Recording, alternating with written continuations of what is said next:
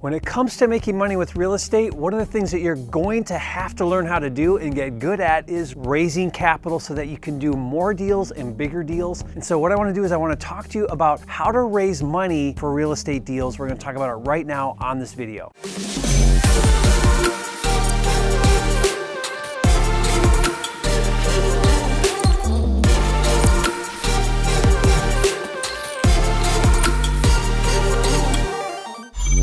Hello, Jerry Norton here, and on this video we're going to talk about how to raise money for real estate deals. This is a series that we're putting together. We're going to talk all about raising money. We're going to talk about private money, hard money, funding, how to do it, how it works. And on this video, what I want to do is I want to talk first about the 3 different sources for where you can get money for real estate deals. Now remember, everything we talk about on this channel is to help you make more money in real estate so that you can live your dream life, so you can have, be, do, and give everything that really matters, and that's what this is all about. So let's break it down here. In order to grow your real estate business, in order to really start to do more deals or bigger deals or better deals, at some point you're going to need to learn how to raise money for deals. If you don't learn how to raise money, you'll never grow your business the way that you should and the way that you ultimately want to. You can wholesale and do assignments and not need any capital, but every now and then, and hopefully as you progress, you'll start to want to do some of those big deals. You'll start to want to do fix and flips, maybe new construction. It's going to become important for you to raise capital. What are these 3 sources? Source number 1 is banks, right? You can go to banks. Banks now have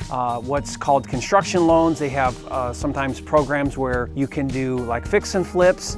Now, in order to get bank money, it's the cheapest money, so it's definitely cheaper than any other money out there that you can get to leverage other people's money is with banks. However, you're going to need a couple of things. You're going to need credit and you're going to need income, okay? So they're gonna wanna do a complete verification of your credit and your income. They're gonna wanna make sure that you can make those payments, that you've got a good job. They're gonna look at your time on your job. They're gonna look at your credit score, your credit history. All of those things are gonna put you through a very extensive pre-qualification process. It's actually pretty difficult to get bank money for doing flipping, for doing fix and flip deals. But it's a source. If you've got a good job, you've got good time on your job, and you've got good income, and you've got good credits, then I would definitely consider looking at bank financing for doing some of your deals. The second method I want to talk about briefly is what we call private money, and then the third one is hard money. It's important to really understand the difference between private and hard money. A lot of people get confused between what that is. Private money is just individuals' money. A regular person who's got money maybe in their 401k or their retirement account, and they're going to lend their own capital to somebody else and get paid for being the lender on that deal. So it would be, for example, me and you. I'm a private lender. I lend you my money for your deal, and it's just a transaction between you and me, a private loan between me and you. Hard money is a little different in that it's institutional money, meaning that they put together a fund, they pooled money from several other investors, and now they're going to lend it out to somebody else for a fee. So you can see there that whenever you pool somebody else's money and then you lend it out, there's regulation now that comes into play. So the SEC and the federal government, they want to make sure that if you're taking somebody else's money and you're lending it on investments, that you're doing everything properly. So it becomes highly regulated to do hard money. It's regulated state by state. They have to get licensed in each state that they lend in. That's why a lot of hard money lenders only lend in one specific state or a handful of states.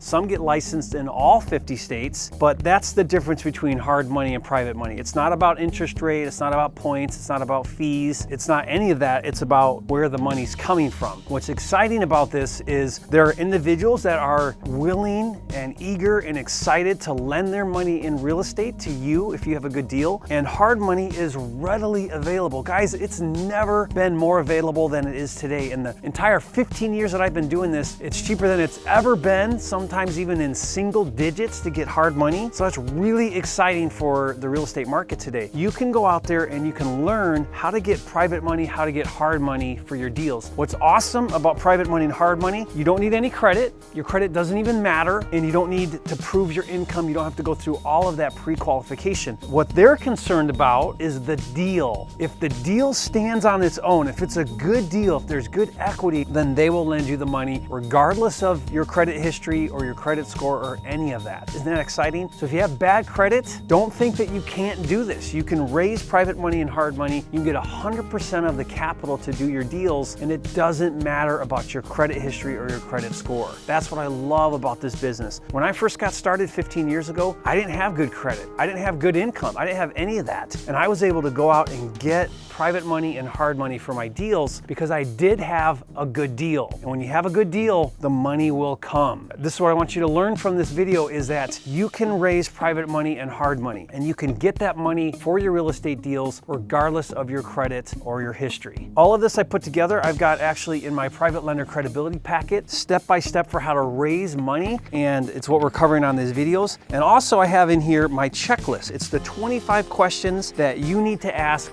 every lender when you're borrowing money for your real estate deals to make sure you're getting the best deal for the money that you're raising for your deals. And all of that's included here. You can download this for free. It's the link is in the description, so click on that link, download that, use it. It's really helpful. 25 questions that you must ask with every time you talk to money lenders. All right, Jerry Norton here, and I'll see you on the next video.